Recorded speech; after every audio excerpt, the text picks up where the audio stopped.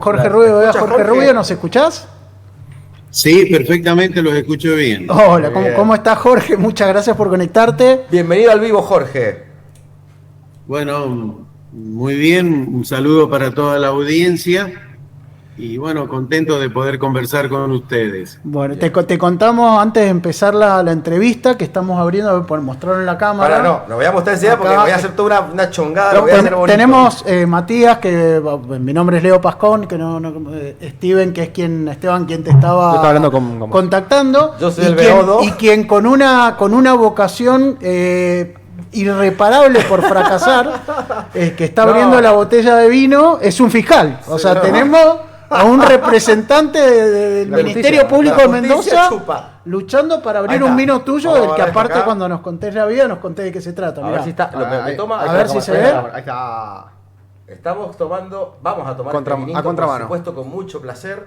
A contramano es el vino. ¿Sí? Así que, bueno, Jorge, antes que nada, pregunta, sos un empresario reconocido del mundo del vino. Pregunta obligada que le hacemos a todos los invitados, que es: ¿cómo fue que te construiste? ¿De dónde viene tu pasión por lo que haces, por el vino, por ser un emprendedor? Porque no solo es todos imaginan que tener una bodega nada más estar todos los días comiendo perdices con vino, me imagino, ¿no?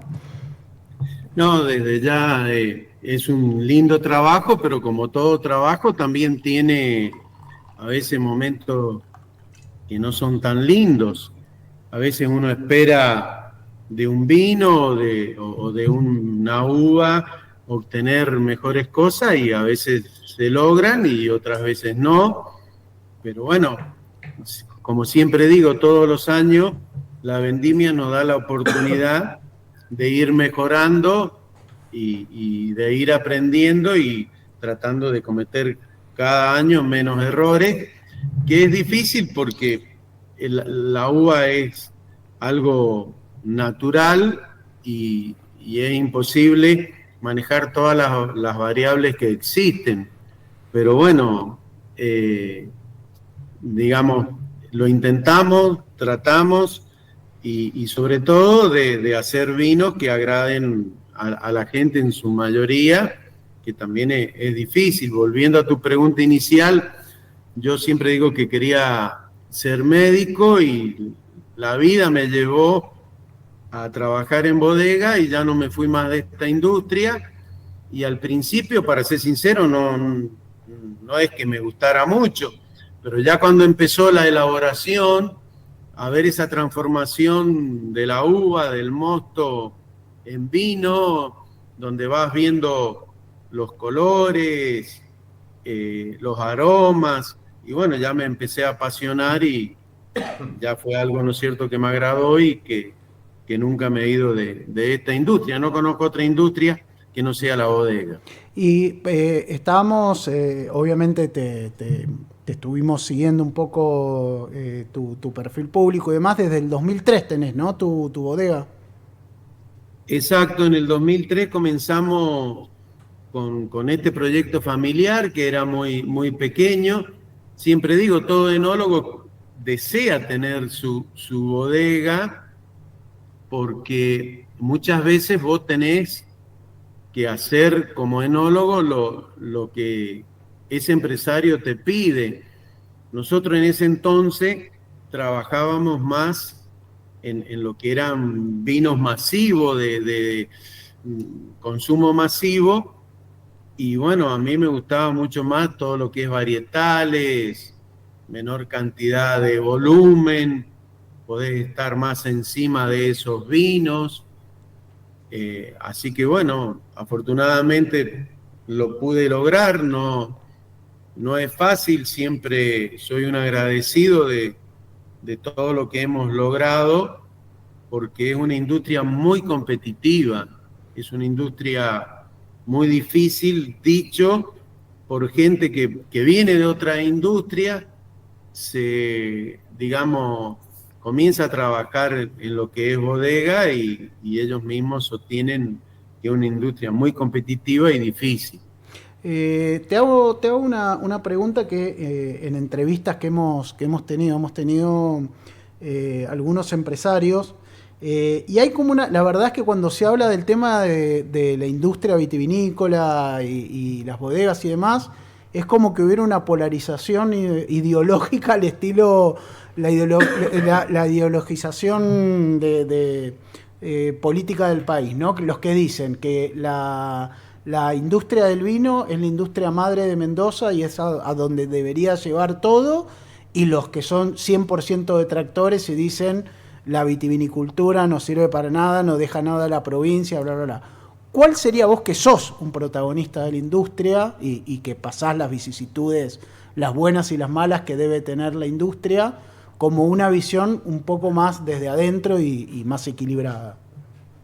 No, nuestra industria, y no solo la industria vitivinícola, te diría que toda la agroindustria da mucha mano de obra, es una mano de obra intensiva, por lo tanto, nosotros en la bodega, que somos una bodega que hace 1.100.000 litros de vinos al año, o que elabora esa cantidad, tenemos 28 personas trabajando en forma directa, más todo lo que esta industria mueve, que es las cajas, las etiquetas, la producción, y en la producción tenés, ¿no es cierto?, todo el trabajo necesario para trabajar los viñedos, y cuando llega el momento de cosecha, todos sabemos que necesitas más gente para que pueda levantar la cosecha en tiempo y forma. Y después tenés, dentro de lo que es bodega, todos los insumos que vos utilizás.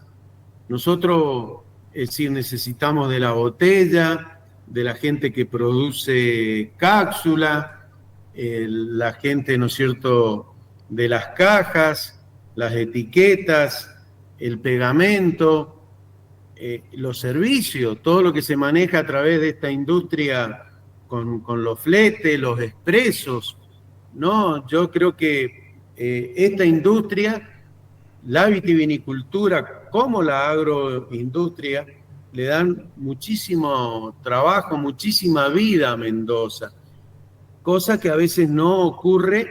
Tengo la suerte de conocer el país por el tema de bodega y no dan tanto trabajo otras industrias como genera la vitivinicultura. Y el turismo, me olvidé del turismo. Claro. La lista del turismo, ¿verdad? Sí, ¿verdad? Claro. Mi primer trabajo fue de guía de turismo en una bodega. Claro, acá, contá tu experiencia, Steven. O sea, acá Esteban, que es el más joven de la mesa, se nota por la cabellera, aparte. Es nuestro niño. Tuvo su experiencia trabajando en tour de bodegas, ¿no? Sí, mi primer trabajo fue eso, en una bodega. Yo, para empezar, no tomaba. O sea, ni cerveza, nada, no tomaba nada. Y mi primera experiencia tomando fue vino, porque era mi trabajo. O sea, yo tenía que hacer una locura igual, ¿no? Porque no sabía vino, tuve que aprender cómo hacer para después explicarle al resto el recorrido. Y aparte decían, ¿cuál me recomendabas? Que esto que otro vos tenías que saber.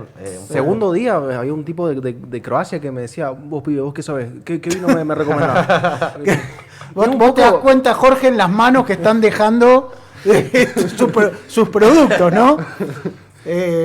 No, eso tratamos en la bodega siempre con los chicos que trabajan haciendo el recorrido en la bodega, de darle mucha instrucción y también, ¿no es cierto?, que prueben los vinos que elaboramos.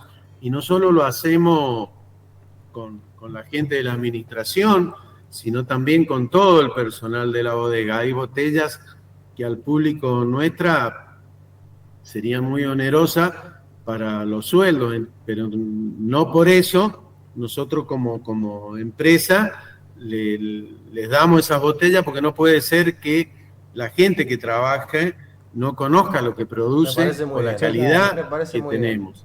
Entonces, de ese punto de vista, tratamos que tengan mucho conocimiento y siempre la devolución también, porque a veces nosotros tenemos 50 tipos de vino, imagínate.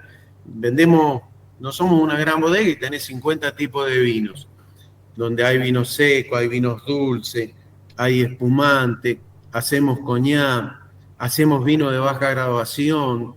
Entonces, también queremos una devolución de la gente, sobre todo de la gente que trabaja, pero sin fanatismo, ¿no es cierto?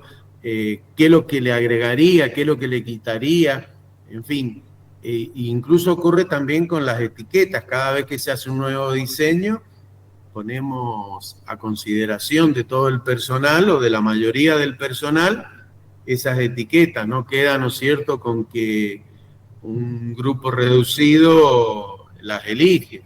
Creemos que mientras más sea la gente que opine, vamos a tener mucha más certeza de lo que estamos eligiendo para cambiar. Y si muchas veces uno siempre, la intención en los cambios es que mejore, y a veces no siempre se toma así, ¿no es cierto? A veces un cambio lo tenés que tirar para atrás porque no tenés el resultado esperado. Entonces tratamos que mientras más gente sea la que opine, creo que más nos acercamos a tener éxito en ese cambio de diseño. Por ejemplo, este vino que abrimos ahora, que es a contramano, criolla. ¿Qué es lo que estamos, o sea, para tener un caso concreto que de paso lo estamos tomando? Sí. ¿Qué características, bueno, cómo se llega a desarrollar el proyecto que termina en esta botella, ¿no? ¿Cómo se va construyendo? Sí, la línea contramano, el nombre obedece a que nosotros siempre hacíamos vinos con madera y siempre con etiquetas distintas, es decir, etiqueta de cuero o un cartón con un lacito, y aquí hicimos todo a contramano de lo que veníamos haciendo. Son vinos que no tienen nada de madera, la etiqueta es una etiqueta normal que usa cualquier bodega, ¿no es cierto?, de papel, y hemos querido en esta línea expresar lo que el oasis sur de nuestra provincia puede ofrecer en cada uno de los varietales que tiene. En este caso es una criolla, es de la cosecha 2022. A nosotros también nos ha llamado, para ser sincero, mucho la evolución de este vino, donde a pesar de ser cosecha 2022, ya tiene 3 años y ha evolucionado muy bien, y menos, ¿no es cierto?, pensando de una criolla. Yo a veces siempre digo, peco de optimismo, porque pienso que voy a vender mucho y a veces no ocurre, y eso me lleva a veces que si los vinos no son de nuestro agrado, nosotros por lo general son destapados y van, ¿no es cierto?, o a traslado, o vemos, ¿no es cierto?, qué es lo que hacemos con él, pero no salen a la venta. Y esta criolla, que es cosecha 2022 y que ha evolucionado tan bien, bueno, para nosotros la verdad que es una grata sorpresa, porque es un vino de un color muy atractivo, de muy lindos aromas, sí, de hecho, y también muy lindo gusto. Acá sí, yo que no conozco nada de vinos, se ve como rosado, se ve como un color más, un color distinto, ni rosado ni tinto. Sí, tengo entendido que mientras más añejado está, más clarito se ve, ¿o no? Sí, no quisimos hacer un vino con mucho color, la criolla te da más color, sino que quisimos hacer un vino que sirva de entrada o para comidas más ligeras, más tipo rosé. y bien frutado, que es un poco también una de las características de nuestra zona, y una característica de la mayoría de las líneas nuestras. Tratamos que los vinos sean bien frutados, que sea fácil de identificar en la copa, así que bueno, creo que lo hemos logrado con esa criolla. Sí, está bastante bueno. Está buenísimo. Acá nos mandás Espectacular. unas rabas. Muy bueno. Esto con unas rabas olvidate, acá un estamos. pescadito, ¿Sabes qué? un salmoncito también me encanta. Sí, salmón, una trucha. Pregunta también antes de pasarle la posta a Mati, que es más tomador que yo. O sea, yo tomo bastante, pero sé menos. Pregunta de consumidor inexperto. La relación entre el precio y la calidad del vino. ¿Siempre es un factor? Porque, por ejemplo, a mí que no soy soy consumidor, pero no conozco tanto de vino, por ejemplo, me invitan a un asado y, bueno, tráete un vino, y la verdad es que voy y busco, trato de decir, bueno, tengo que quedar bien, gasto tanto, sin conocer quizás de vino. ¿Siempre es así o cuál podría ser una forma de encontrar verdaderamente calidad, digamos?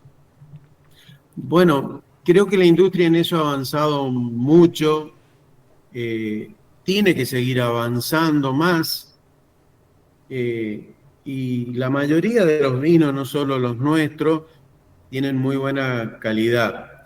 Nosotros lo que tratamos siempre es de tener una muy buena calidad relación-precio. A veces nos ha pasado de traer periodistas, sommelier, y le hacemos probar un vino y le preguntamos qué valor para ellos posee ese vino. Y muchas veces el valor del vino es la mitad de lo que ellos dicen. Entonces, es una manera de hacerle ver que no necesariamente siempre un vino bueno tiene que ser caro. Hay en el mercado y en nuestras líneas muchísimos vinos muy accesibles de muy buena calidad, que es lo que buscamos para que no es cierto que tenga el público ese abanico tan amplio, que a veces es bueno y a veces no, porque la gente se marea. Pero bueno, en el caso nuestro tenemos distintas líneas que tienen distintos precios, pero siempre tratamos de tener la mejor calidad relación-precio. Claro, por ejemplo, el que estamos, pero el que estamos tomando ahora, la caja de 6 sale 52.480 pesos ahora mismo, que está a descuento en la página, estoy viendo, ¿no? Exacto. Está actualizado, ya veo que te estamos metiendo en un compromiso y te estamos está con descuento. No, está con descuento. Originalmente sale... No. 86. Es lo que yo siempre digo también, en el mundo se ha tratado de revalorizar las uvas autóctonas, y esta es una uva autóctona nuestra.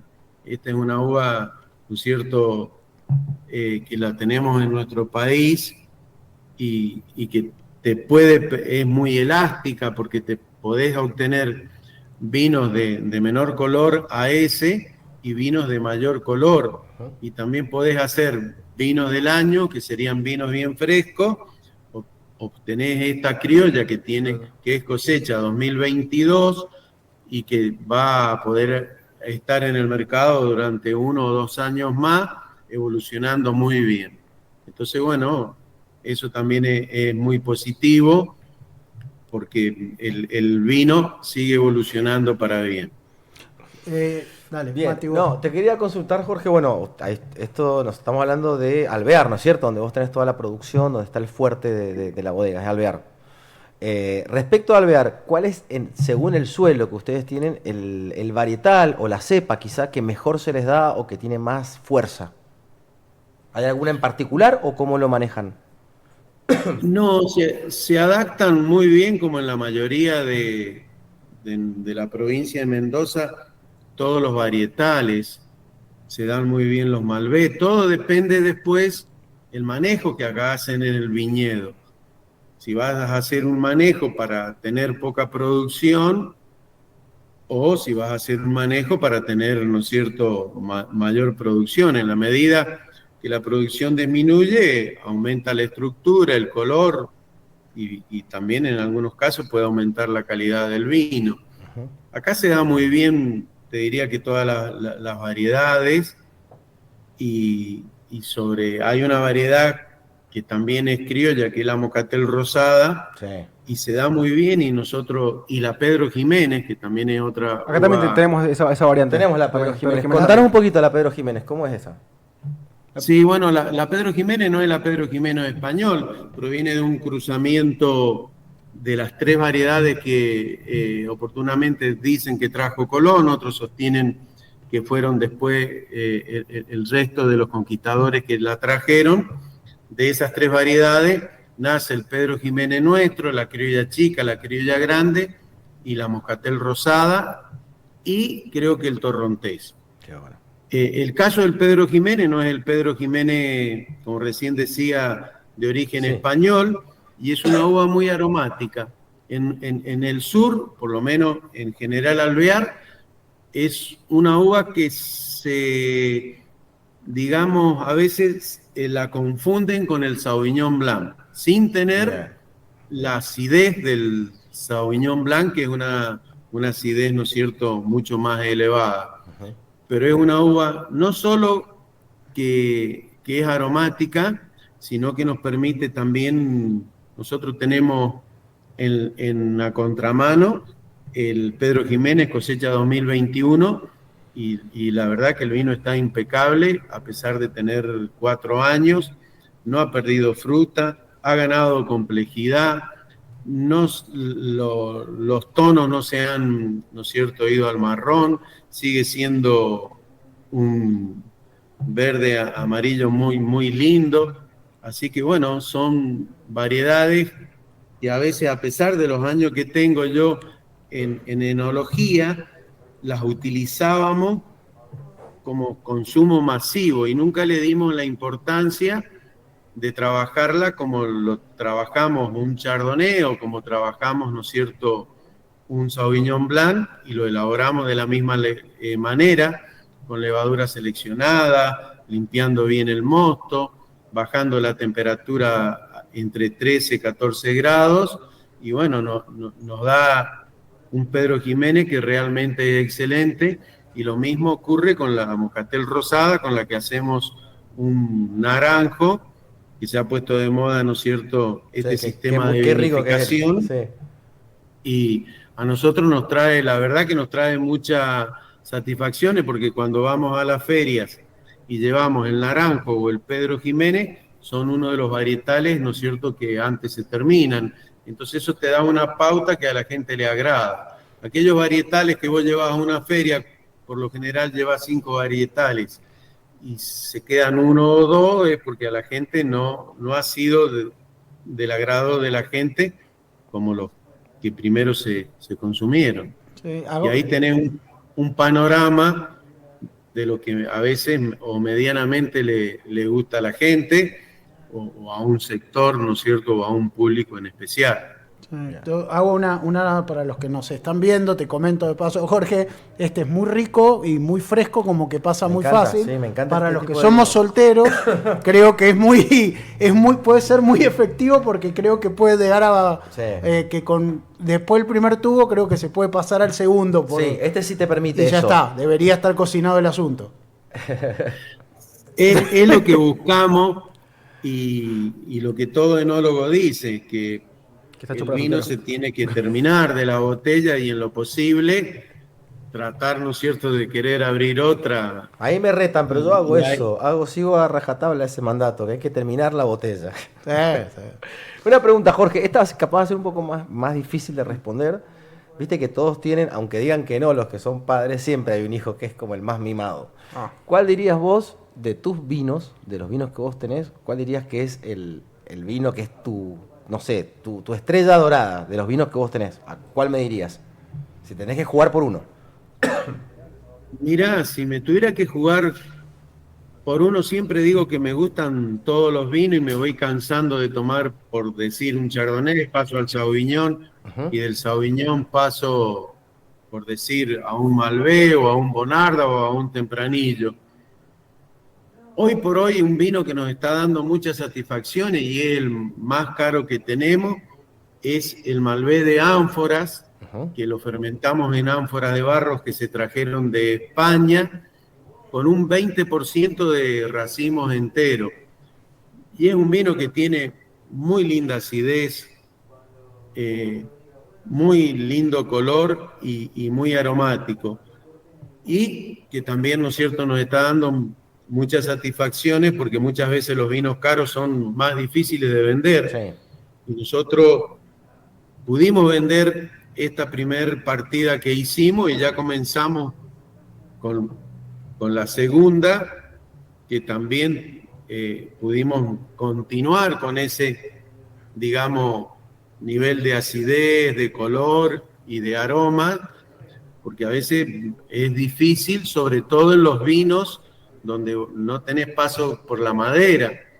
La madera ayuda mucho al enólogo porque le aporta ciertas sustancias que en el supuesto caso que un año no sea tan aromático, bueno, podés dejarlo un poco más en madera y la madera te da lo que no te dio la naturaleza o la elaboración. Sí. En cambio, cuando el vino no tiene nada de madera, realmente el vino en su expresión, eso es lo que da ese vino, esa añada y esa zona. Bien, una pregunta que me están haciendo acá, que me mandan un mensajito, es saber si en la bodega ahora se cuenta, o sea, hacen visitas guiadas y todo eso, ¿verdad? Se hacen. Sí, hacemos visitas guiadas y también se hacen degustaciones. Eso te iba a preguntar. Y si ustedes están proyectando el tema de un pequeño servicio, como tienen casi todas las bodeguitas, viste que tienen como una cosa boutique de tener para restaurante, algo chiquito, ¿lo están pensando o no? Lo estamos pensando, lo estamos evaluando. Nosotros no somos digamos, no tenemos el turismo que tiene la ciudad de San Rafael o la ciudad de Mendoza o Valle de Uco. Ajá.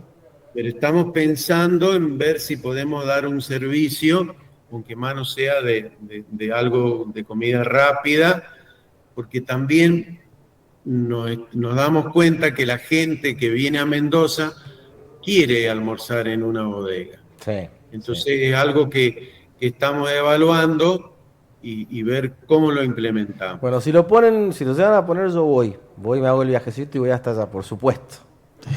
Bueno, no hace falta que lo pongamos, nos avisan y preparamos algo. Un costillarcito. A la llama Mirá cómo manguea ya.